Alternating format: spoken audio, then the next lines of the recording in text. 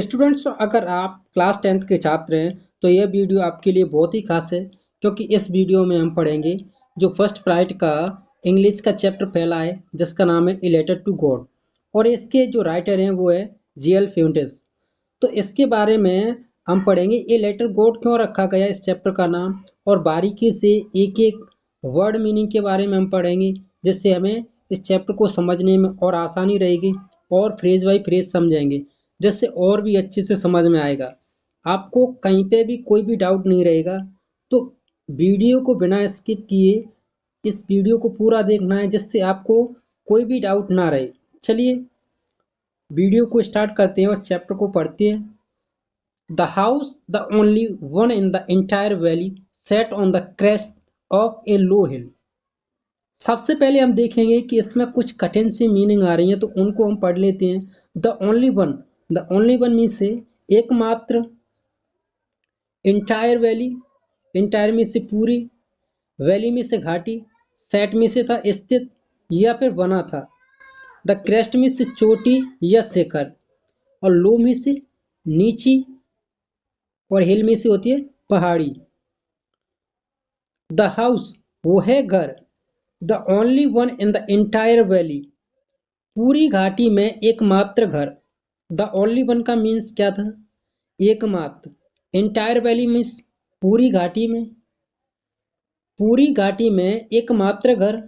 Set on the crest चोटी पर स्थित था, ऑफ ए लो हिल एक नीची पहाड़ी की।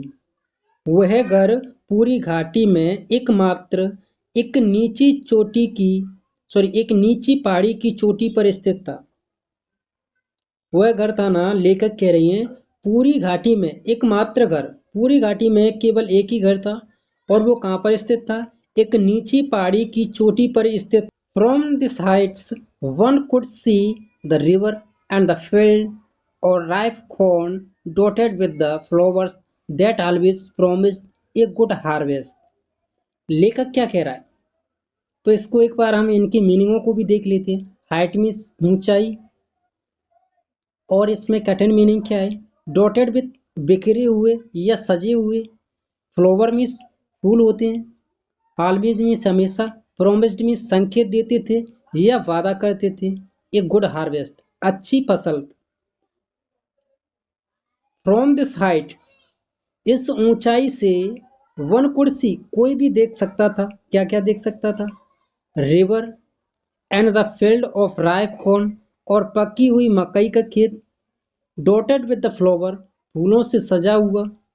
क्या क्या देख सकते थे? लेखक कह रहा है कि इस ऊंचाई से कोई भी देख सकता था रिवर, और क्या देख सकता था? The field of ripe corn और पकी हुई मकई का खेत, डॉटेड विद द फ्लावर फूलों से सजा हुआ, that always promised a good harvest जो हमेशा अच्छी फसल का संकेत देते थे या वादा करते थे।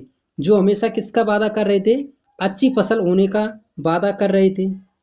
जो उसमें मकई में फूल वगैरह आ रहे थे, वो वादा कर रहे थे, वो संकेत दे रहे थे। ऐसा लेखक कह रहा है कि जो उसमें फूल वगैरह थे वो अच्छी फसल होने का संकेत दे रहे हैं। The only thing the earth needed was a downfall और एट लीस्ट ए शावर। तो यहाँ पर नीडेड है ना, नीडेड का हिंदी अर्थ होता है जरूरत थी। ये डाउनफॉल में से मूसलाधार वर्षा या फिर बहुत ज्यादा बारिश। ये शावर मीन्स हल्की बारिश, और एट लीस्ट का मतलब होता है कम से कम। ये शावर में से क्या होता है? हल्की बारिश। तो यहाँ पर द ओनली थिंग केवल एक चीज, द ओनली थिंग केवल एक चीज, द अर्थ नीडेड जिसकी धरती को जरूरत थी, जिसकी खेत को जरूरत थी, धरती को या खेत को जरूरत थी, वाज ए डाउनफॉल मूसलाधार बारिश थी। लेखक कह रहा है कि केवल एक चीज की जरूरत थी, किसको? धरती को या फिर उसके खेत को। वो क्या थी? मूसलाधार बारिश, वाज ए डाउनफॉल, और एट लीस्ट ए शावर या कम से कम हल्की बारिश हो जाए, या फिर क्या हो जाए? कम से कम हल्की बारिश हो जाए, ज्यादा बारिश ना हो तो कम से कम थोड़ी बारिश हो जाए। वैसे तो उसकी धरती को, उसकी जमीन को, जो उसका खेत है उसे मूसलाधार बारिश की जरूरत थी। अगर ज्यादा बारिश ना हो तो कम से कम बारिश हो जाए।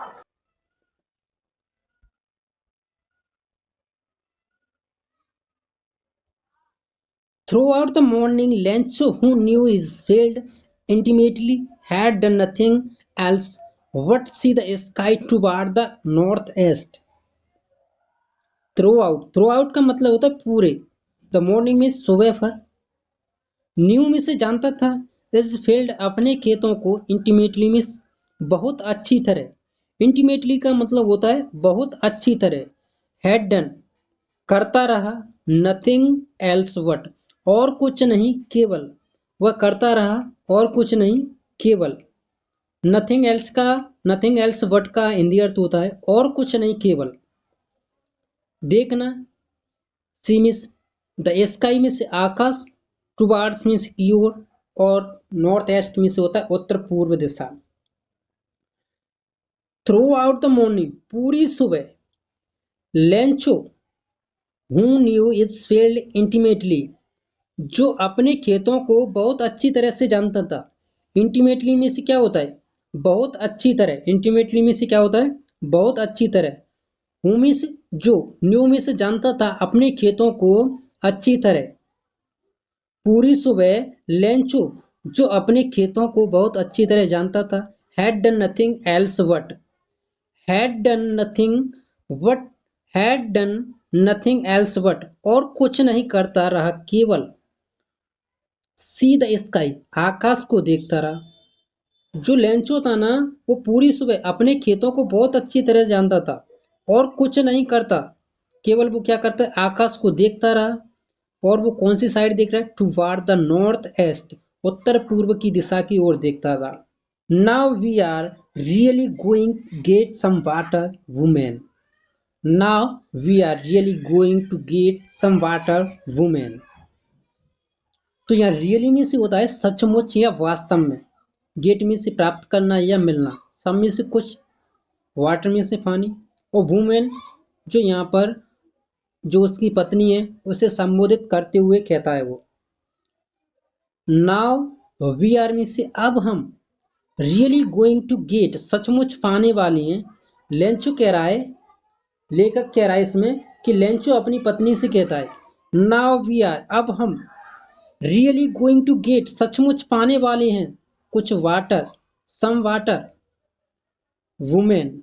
अरे सुनो, वो अपनी पत्नी से कहता है अरे अब हम सचमुच पानी पाने वाले हैं, कुछ पानी पाने वाले हैं या कुछ वर्षा होने वाली है, ऐसा लेंचो अपनी पत्नी से कहता है। ये राइटर बता रहा है। चलिए आगे हमारे लेखक हैं, वो कहते हैं the women who was preparing supper replied yes God willing।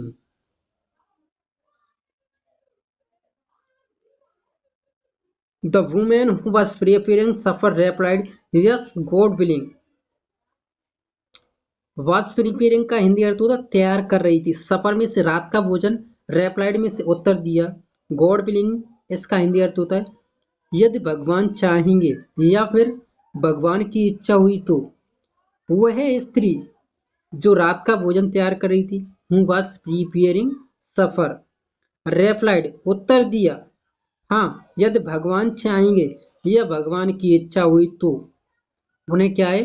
पानी जरूर मिलेगा। जो लेंचो अपनी पत्नी को संबोधित करते हुए कहता था ना, कह रहा था कि अब हमको कुछ पानी मिलने वाला है या बारिश होने वाली है, तो उसकी पत्नी रिप्लाई करते हुए कहती है, जो रात का भोजन तैयार कर रही थी उसने रिप्लाई करते हुए कहा हाँ यदि भगवान चाहेंगे तो ऐसा जरूर होगा।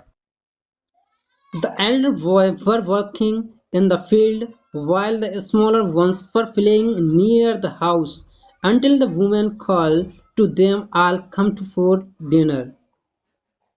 The older boys were working in the field while the smaller ones were playing near the house until the woman called to them all come for dinner।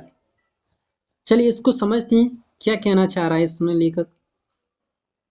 Working में से काम कर रहे थे, फील्ड में से खेत में, वाइल जबकि, स्मॉलर वंस छोटे बच्चे, स्मॉलर वंस में से छोटे बच्चे, वर प्लेइंग खेल रहे थे, नियर में से पास, हाउस में से घर, अंटिल जब तक, कॉल्ड में से बुलाया, देम ऑल उन सभी को, कम फॉर डिनर खाना खाने आओ।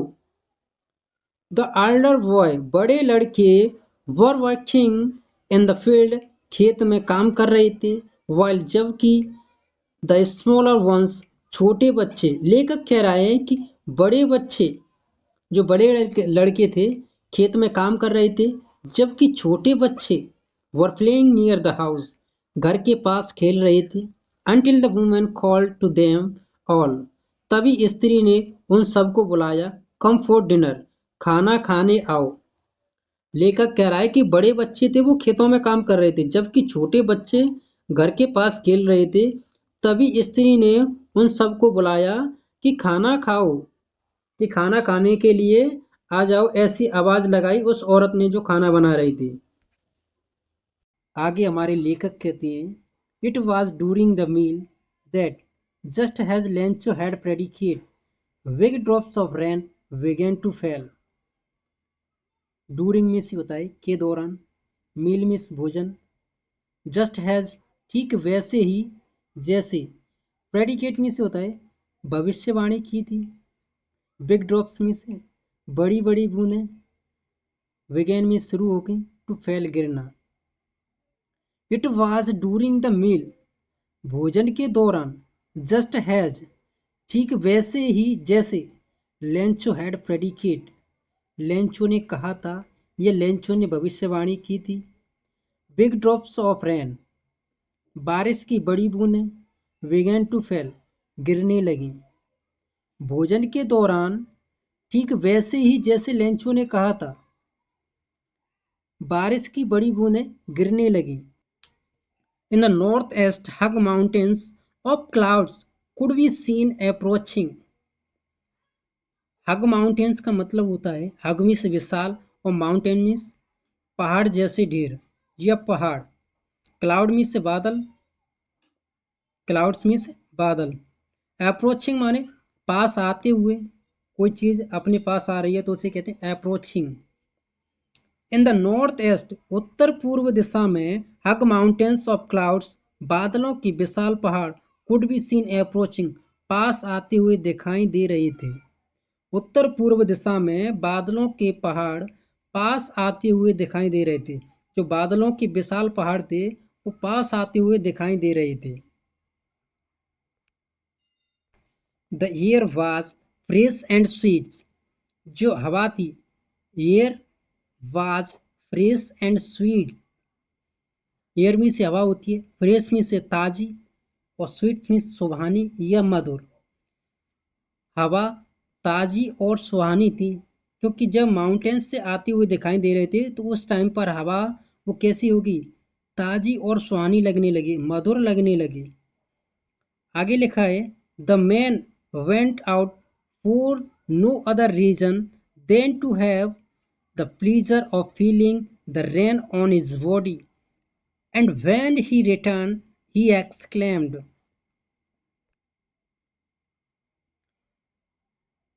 द मैन वह आदमी, वेंट आउट बाहर गया, फॉर नो अदर रीजन किसी और कारण से नहीं, बिना किसी कारण, कोई और कारण नहीं था, देन बल्कि पाने के लिए, टू हैव प्लीजर आनंद, प्लीजर मीन से होता है आनंद, फीलिंग महसूस करने का, रेन बारिश का, ऑन हिज बॉडी अपने शरीर पर, रिटर्न लौट आया, एक्सक्लेम्ड उसने कहा।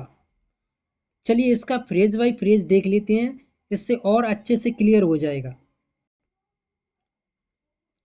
द मैन वेंट आउट वह आदमी बाहर गया, for no other reason than किसी और कारण से नहीं, बल्कि टू हैव द प्लीजर आनंद लेने के लिए। वह आदमी बाहर गया किसी और कारण से नहीं बल्कि आनंद लेने के लिए, और feeling the rain on his body अपने शरीर पर बारिश महसूस करने का। व्हेन ही रिटर्न जब वह वापस लौटा, उसने उत्साह से कहा, ही एक्सक्लेम्ड लेखक कह रहा है वह आदमी बाहर गया किसी और कारण से नहीं, बल्कि आनंद लेने के लिए अपने शरीर पर बारिश महसूस करने का। वो एक आदमी था जो बाहर गया, लेंचो नाम का व्यक्ति था जो किसान, वो बाहर निकल जाता है बारिश की बूंदों का आनंद लेने के लिए, अपने शरीर पर महसूस करने के लिए। जब वह वापस लौटा उसने उत्साह से कहा, लेंचो कह रहा है, these aren't rain drops falling from the sky, they are new coins. Rain drops में से होती है बारिश की बूंदें, फैलिंग में से गिर रही हैं, फ्रॉम में से द स्काई में से आकाश से, न्यू में से नए, कॉइन्स में से सिक्के। लेंचो क्या कह रहा है, दीज आंट ये नहीं है, रेन ड्रॉप्स बारिश की बूंदें, फैलिंग फ्रॉम द स्काई आकाश से गिर रही हैं, दे आर ये हैं, न्यू कॉइन्स ये नए सिक्के हैं। लेंचो कह रहा है कि ये नहीं है बारिश की बूंदें, ये आकाश से गिरने वाली बारिश की बूंदें नहीं है, बल्कि ये तो क्या है, नए सिक्के हैं। बल्कि ये बारिश की बूंदें नहीं, ये क्या है, नए सिक्के हैं, ऐसा लेंचो कह रहा है। वो खुशी से उत्साहित होकर के ऐसा कह रहा है, एक्सक्लेम्ड कर रहा है वो। आगे कहता है, the big drops are 10 cent pieces and the little ones are fives.